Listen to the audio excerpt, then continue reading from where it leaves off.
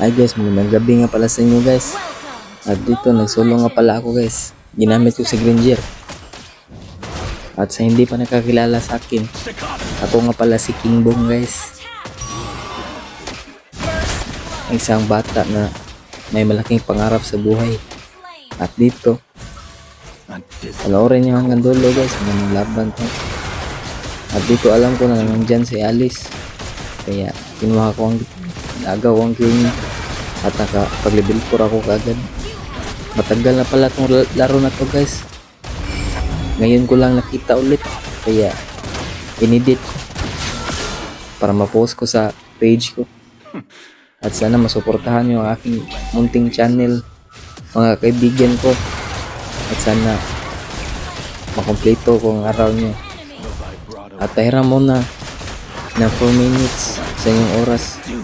At dito, inagawa din ako ng blue block, purple block ni Alice. At yan, napitas natin yung ilkot, shotgun natin at nakakilling spray tayo. At dito, hindi ko na, at dito tignan nyo, napakagandang sit ni Mitsitar. At napitas naman yung MM tsaka Alice. Laking advantage na yun. At dito, dumating si Hilford. At buti nilang nakatakas yung MM namin.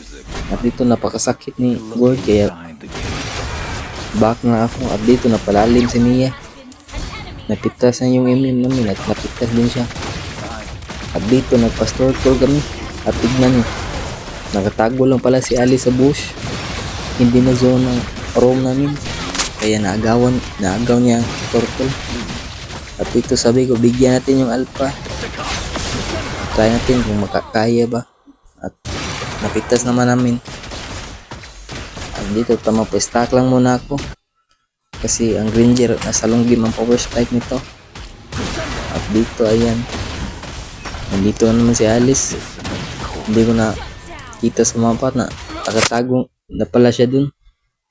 At sinabihan ko yung kampi ko zone toward. At ayan.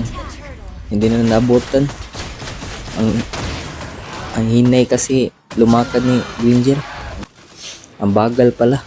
Ang bagal lumakad. At dito ay dumating yung Hilford. Kaya namin bigyan. At nabigyan naman natin. At dito tignan nyo. Bigla na lang sumulpot si Mia. Marunong din tong Mia nila guys. Marunong mag timing. At pumisto.